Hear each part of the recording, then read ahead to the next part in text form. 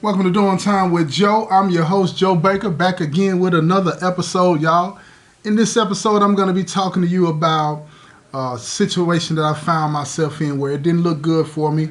I had been accused of solicitation, and basically, solicitation in here is when you try to proposition a female officer for sex or to be in a relationship, or to get them to bring you something in that would be against the rules.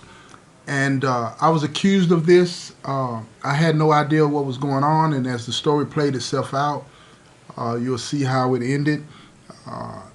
It was one of those situations, man, where I really thought, it was over for me.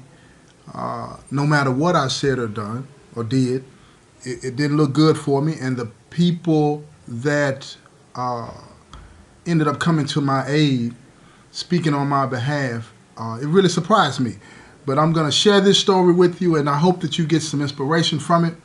But this is another example of why I say, this type of place and the type of people that you're surrounded by, you need to be aware of that, and you need to make sure that you're living a lifestyle that doesn't put you in a position to be, around people like this. But if you are in a situation and you happen to be around people, the type of people that I'm going to be describing in this episode, I hope that you are well grounded and that you've been conducting yourself in a way to where, the people around you would know that, or know your character and know that this is not you. You know what I'm saying? And I hope that, as always, that you share this episode with your family and friends on social media. And thank you for all the support that you've been giving me. It's really appreciated. You know what I'm saying?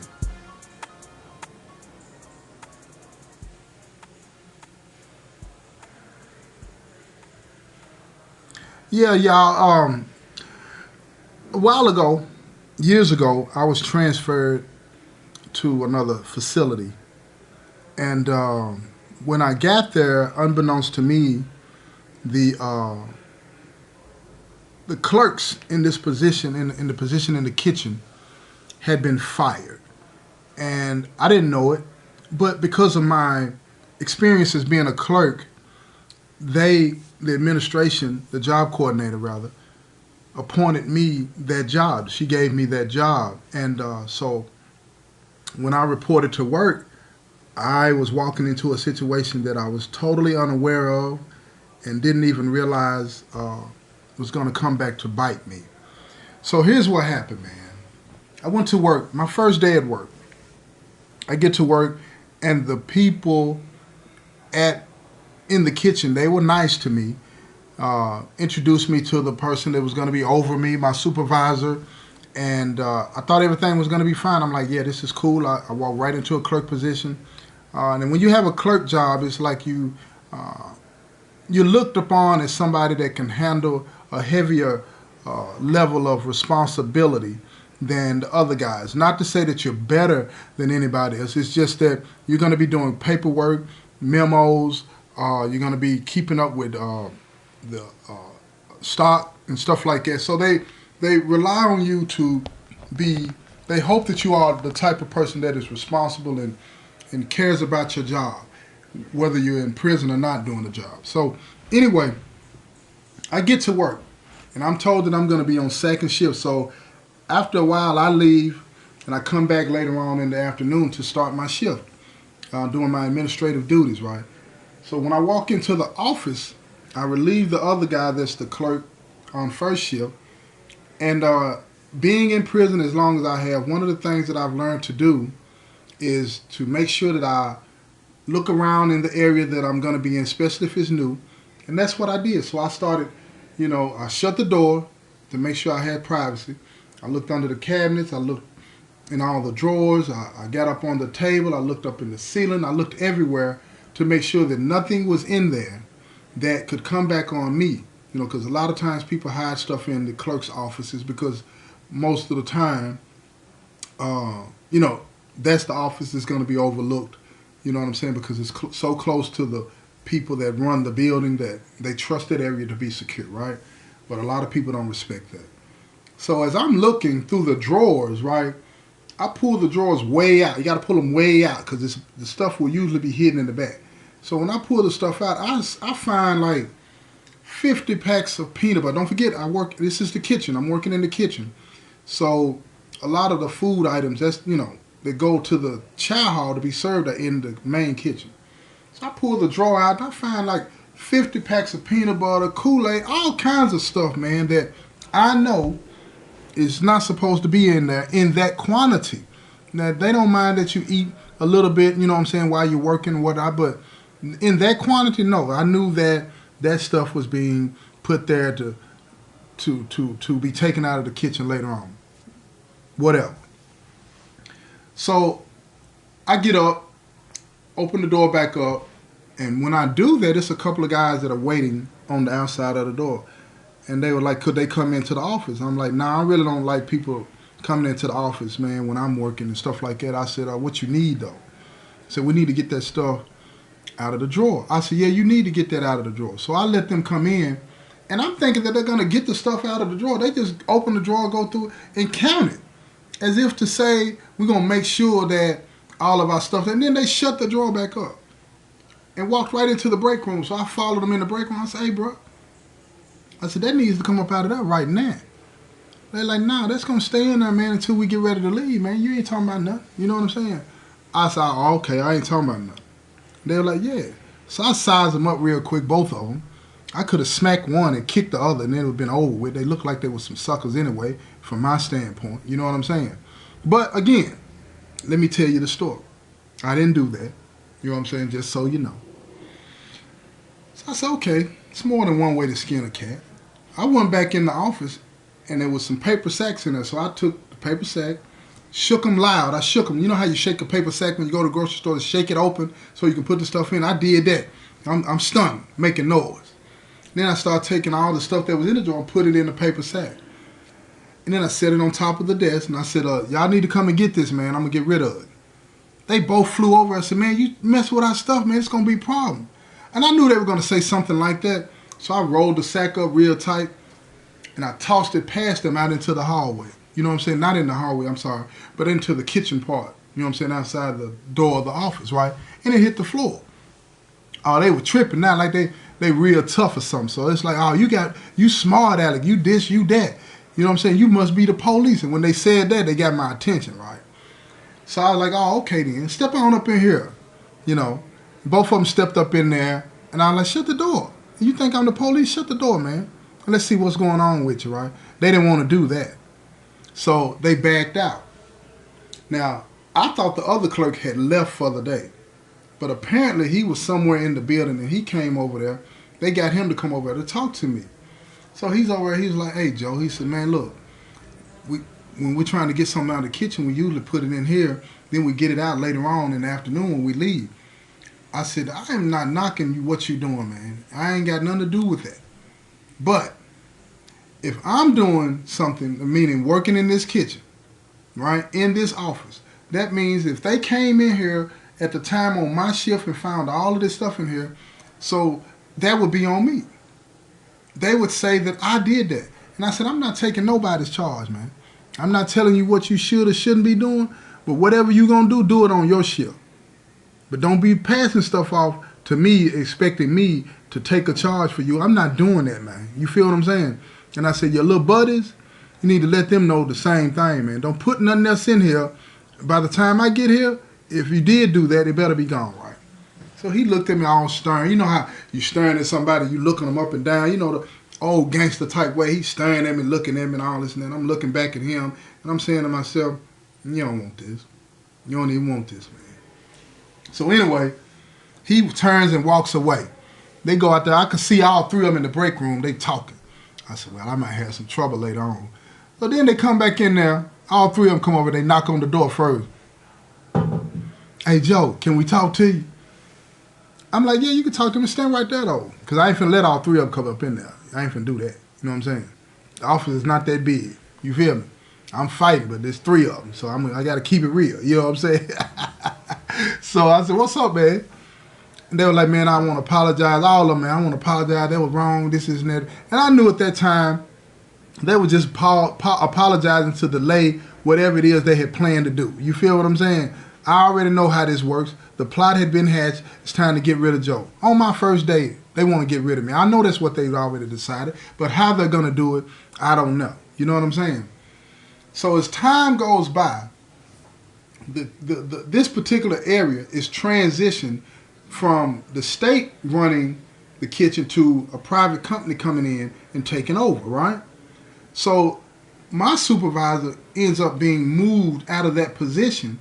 So now I'm working for a private company, and all the people that they brought in were young and female except for 2 people.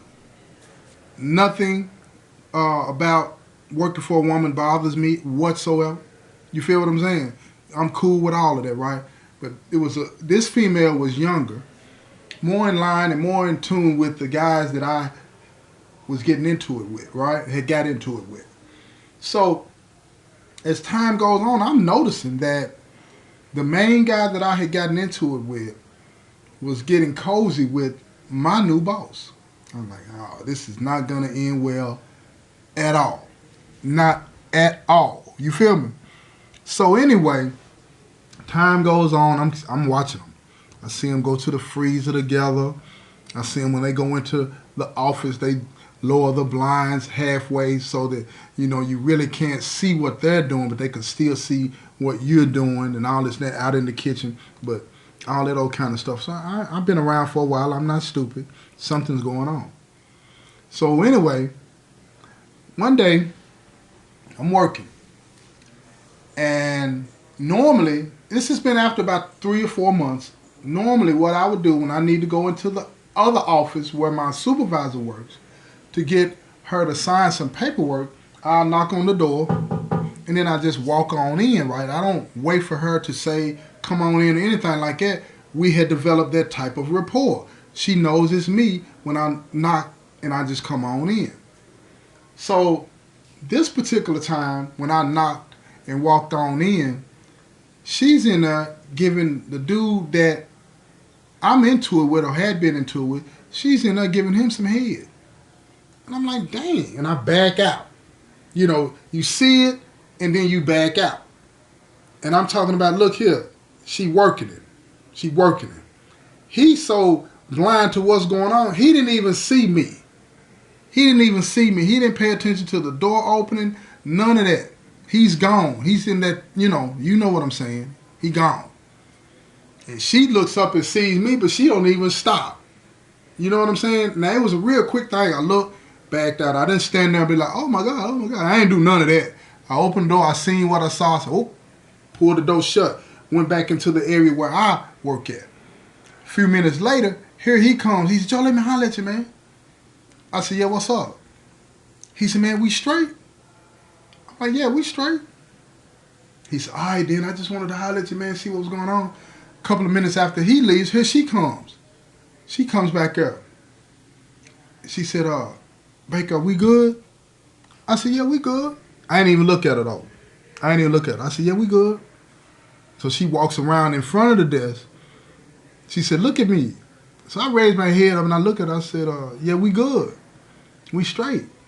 And she said, oh, okay. But I could see she was nervous. I'm telling you, I could see she was nervous. You feel me? Because being exposed like that, that put her job in jeopardy.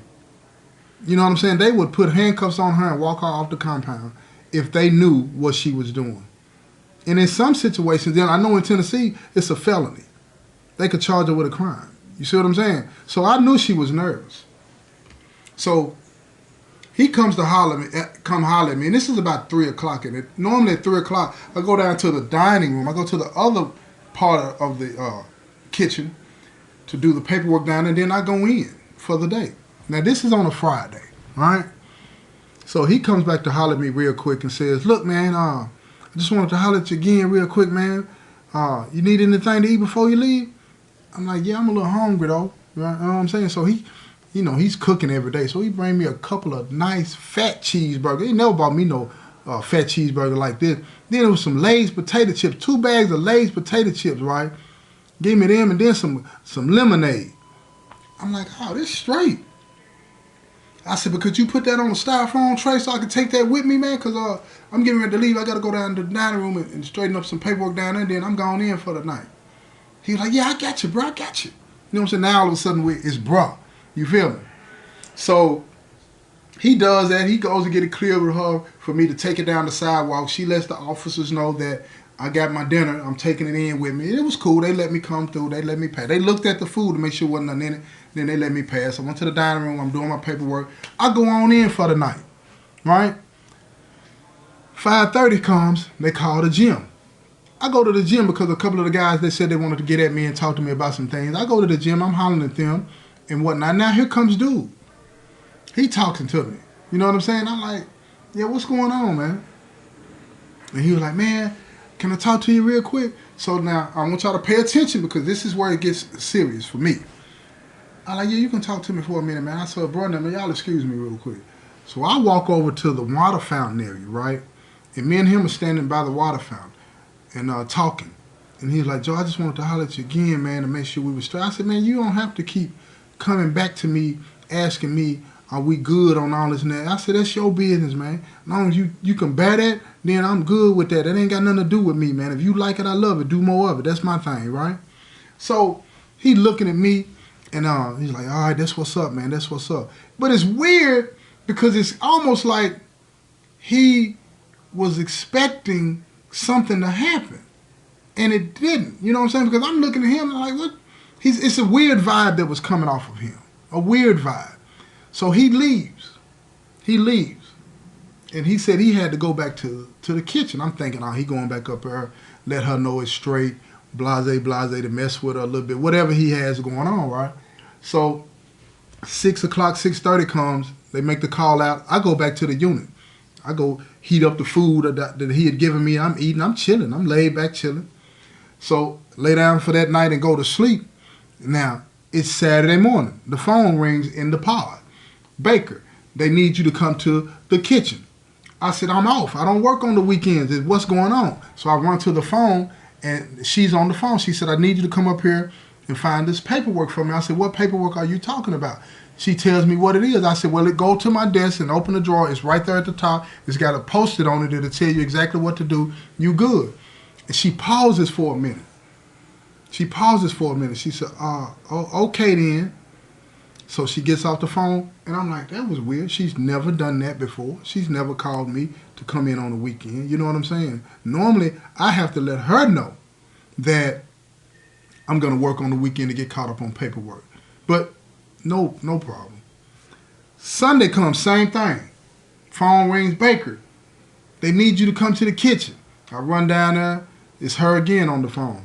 She's telling me she needs this and needs that. I said, no, they don't need that till next week. I said, I can do that when I come in tomorrow, Monday. And she said, okay. But she was acting weird. She's making every effort to get me to try to come up to that kitchen. I wouldn't do it. I just wouldn't do it. It wasn't that I was thinking anything. It was just that I'm off on the weekends. I'm chilling. I'm not going in to work unless it's absolutely necessary. And the reason she was giving me, it wasn't necessary. So I leaned back. Monday morning comes. I go to work my regular time. I'm at work. She's up there. He's up there. Everybody's up there working. Everything is running smooth. About 2:50, I step over to the office to let them know that I'm about ready to go down to the other kitchen, the dining room, to do the paperwork, and then I'll be gone in for the day. But when I open the door, it's like 4 or 5 people in there, and they're all talking. These are some big wigs. These are the people over her. You feel what I'm saying? So I like, hey, how y'all doing? Blah, blah, blah, this and that. They said, we're doing fine, Baker. How you doing? All this and that. Everything is kosher. Didn't have any clue as to what was going on, right? So she said, how you liking it? Working for our company. I said, it's good. I said, y'all could, I'm joking all the time. I said, y'all could increase the pay or something. You know what I'm saying? Just laughing and joking. They said, we're working on that, blah, blah, blah. I knew they wasn't, but, it's just talk. So anyway, I said, look, I'll see y'all tomorrow. I'm gone. So I see her sitting in the corner looking all nervous, right? I guess she was thinking that I was getting ready to say something, but I wasn't going to do that. I was not going to do that. So I'm on my way down to the dining room. When I get down into the dining room, I'm in the back. I'm working on paperwork. I hear somebody say, Baker. And I said, yeah, what's up? It was the guy that was over the tech team. He's come down to get me, right? He said, hey, Baker, I need you to walk with me, man. I got a paper right here from the warden. Said I need to lock you up pending investigation for solicitation. I said, what? Ain't nobody done nothing like it. What are you talking about? And this guy had a reputation for always cracking jokes and stuff like that. So I played along, right? I said, all right, where we going? He said, well, I got to take you to the hole. So I put my hands behind my back.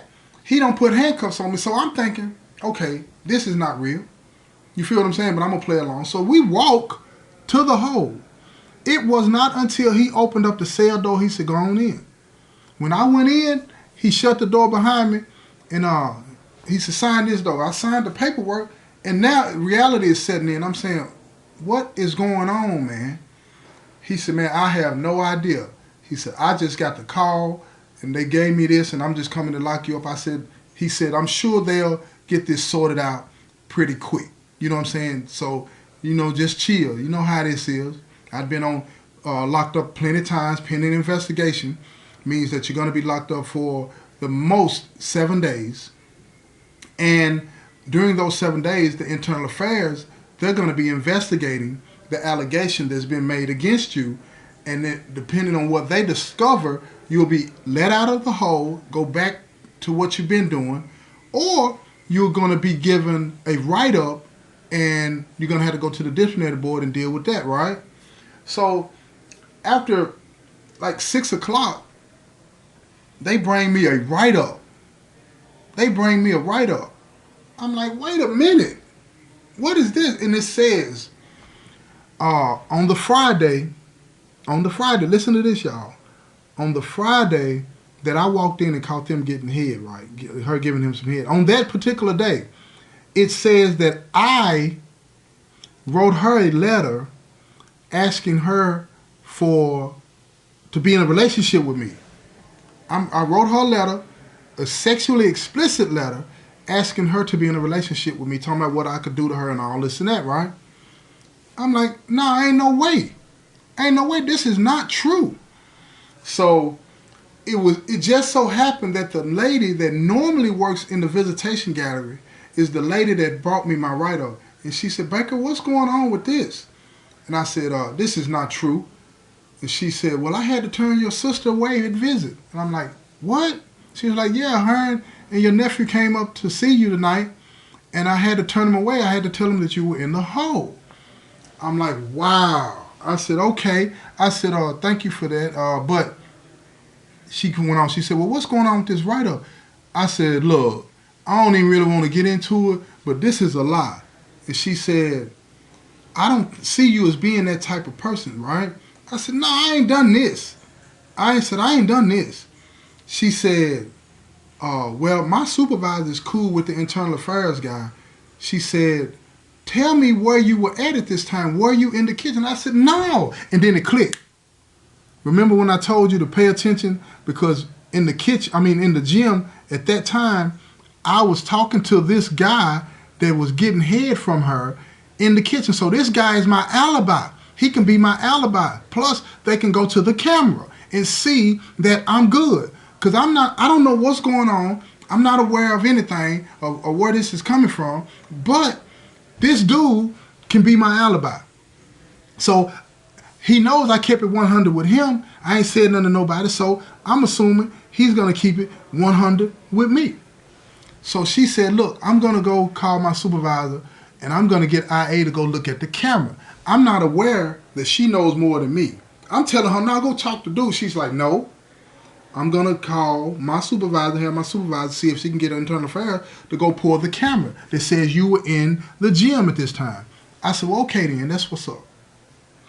So she comes back at about 7:45, and she says, oh, you going to be straight. He pulled the camera in the kitchen, and he saw that you left the kitchen at around 3 o'clock that day.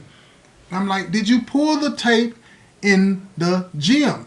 She's like, no, he's getting ready to do that, but he wanted me to let you know that he was looking into this, and he already knew that you were not the one, but he had to play it through and see what else was going on, and you'll be getting out in a few days. That didn't make me feel good at all. Because now I'm being told that it's not me, but I got to sit in the hole and let this thing play out. They're not telling me everything, y'all. They're not telling me everything. So, being in a situation like this many times before, meaning being put on pending investigation for various different things, and when they tell you that you're going to be straight, usually you're not. I fell down on my knees and I prayed. And I'm like, Lord, please help me. I'm not sure about what's going on, this, and that. And I got up off my knees and I waited. Tuesday morning came, they bought me my breakfast. Lunchtime came, they bought me my lunch. Dinner time came, they bought me my dinner.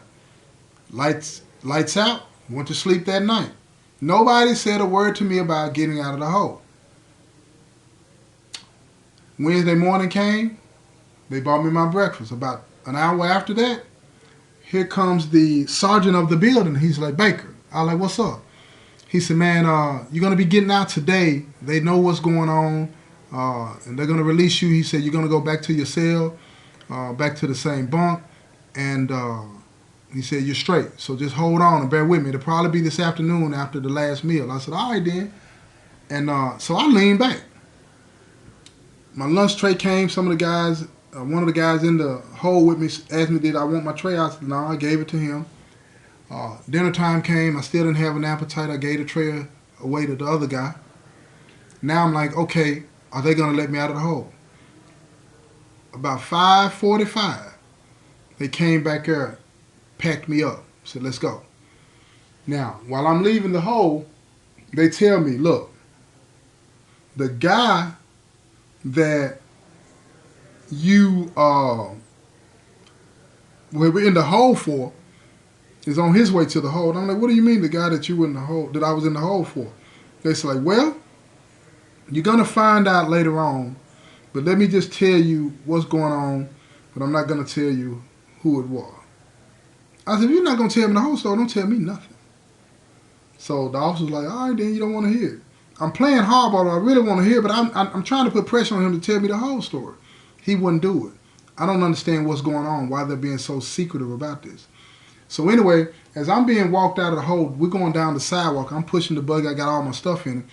I see the guy that was involved with the female going up the sidewalk with a buggy. But he doesn't have anybody with him, no officer, no nothing. But the buggy is full. And that wasn't uncommon for him because he was one of these dudes that he does all kind of extra stuff around the compound. So they would get him to help out and stuff like that. So I didn't think anything of it. But when he passed by me, he spoke to me. And I spoke back. I'm like, what's going on? I looked at him like, threw my arms up, what's going on? He was like, I don't know, man, and kept walking. But I noticed, I turned around and looked back, and I saw him turning the cart towards the hole. I said, oh, he must be taking whoever that property belongs to the hole for them. They must have the dude already locked up. You know what I'm saying? That actually got caught up with her, right? Somebody else, right? So I get back down to the unit. My nephew, he sees me. He said, man, you ain't gonna believe what's going on. I'm like, what's going on? He's like, man, they trying to set you up. I said, who's trying to set me up? And he was like, man, the kitchen lady. I said, all right. So the next day, on a Thursday, here comes the internal affairs. He lays the whole ball game out to me. He said, this letter is dated for Friday, the day that I caught the two people, the dude that I just passed by and the kitchen steward engaging some head. What they had done is, after he talked to me in the gym, he went back to the kitchen and they typed up this letter, and on her way home, she had dropped it in the box to internal affairs, right? So he was expecting me to get locked up. That's why he was acting funny in the gym. He was expecting them to come and lock me up. But what he didn't know and what she didn't know is that internal affairs was gone home. So he didn't check his mail until he came back in Monday. When he came in Monday, found that letter, went to the warden said, lock me up pending investigation. That's why I got locked up Monday.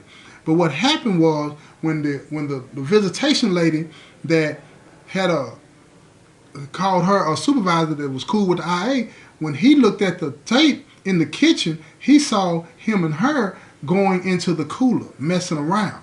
You feel what I'm saying? So he knew I wasn't in the kitchen at that time. So later on that night, he pulled the tape to see if I was in the gym with dude, which I was. They at that point they knew I was innocent. So what they did is Wednesday they called her down front the day that they told me that I was going to get out of the hole. They called her down front and asked her did she want to change her statement. They didn't tell her what was going on.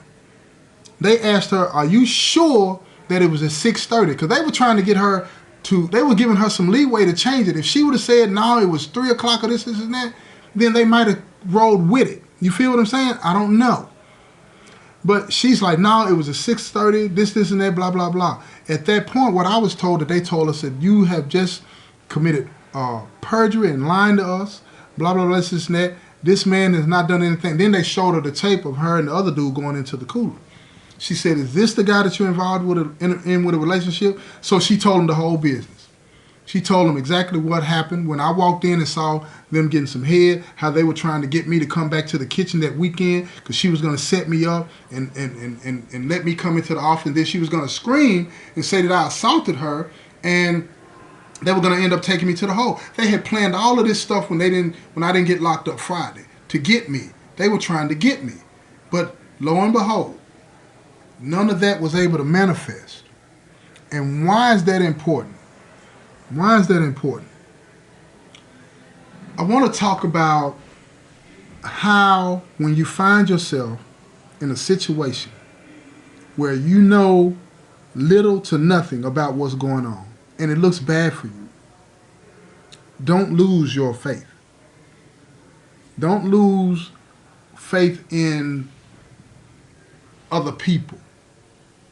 Because if not for the visitation lady, her supervisor, the internal affairs, and the warden for that matter, listening, watching, and looking at these tapes, I would have been gone. I have been in situations in the past where I didn't get the benefit of the doubt. I didn't get let out of the hole. I was shipped anyway, whether I was innocent or guilty, to another institution. In this situation, it didn't happen. The one thing that was different in this situation than all the others is that I prayed. I prayed. And I asked God to help me. Because I didn't trust that man would do the right thing. In situations when I get locked up in here, I've never been treated as fairly as I was that time. And now I think that's because I prayed. And I asked to be protected. I hadn't done anything, but that didn't matter in the past. There have been some occasions where I would get out, but I would still get a write-up, or I would still be ostracized. I didn't even get ostracized. They let me out of the hole. Now, some other things went on with that. I'm going to talk about that in another episode. But I was able to come through this. And what I'm telling you is that when you're going to find yourself in a situation one day where it's going to look bleak, it's going to look bad. And what I'm going to ask you to do is don't give up. Pray. Tell the Most High everything that's going on with you. And ask for protection. And ask for help. He already knows what's going on. He just needs you to come to him. And that's what a lot of people won't do. They won't go to him. But I did. It wasn't because I was afraid to get shipped. It was because I didn't want to get shipped. I hadn't done anything but do my job. Following the rules. But that didn't matter because they were participating in an activity that could cost both of them everything. Her job, him being transferred. And it ultimately did. But that was not my issue. I had nothing to do with that. I had nothing to do with that. I would have kept my mouth shut. Because I was like, I don't want to get involved in that. Because a lot of times when get caught up in stuff in here, even though you might be the one that's doing the right thing, you're going to be treated like you did the wrong thing. But they were so caught up in that dark space, that paranoia, that they couldn't even trust that I would do the right thing by them. Not the right thing by principle, morally, but by them. They couldn't see that. And that's what happens when you're involved in activities that you have no business being involved in. It creates a state of paranoia, a state of mistrust. You can't trust anybody. You don't know what's going on. And you live with all of that weight, all of that stress. All of that. And that's what I wanted to tell y'all. You don't have to live with that. You don't have to be like that. You don't. Live an honest life. Live an honest life. Live a life that won't allow or doesn't call for you to have to keep secrets or to trust that somebody else is going to treat you right. Take control of your life in a positive and productive way. Be the person that you want to be, not the person that your circumstances is driving you to be. Okay? You know what you want to do. You know who you want to be. You have a vision for your life, for yourself. Be courageous in that. Because in here, sometimes it's hard to be courageous, man. Because the consequences are so swift and so dangerous that, you know, sometimes you just do what you can to survive the moment. But you don't have to do that out there. And if you do, find somebody that can get you out of a situation like that.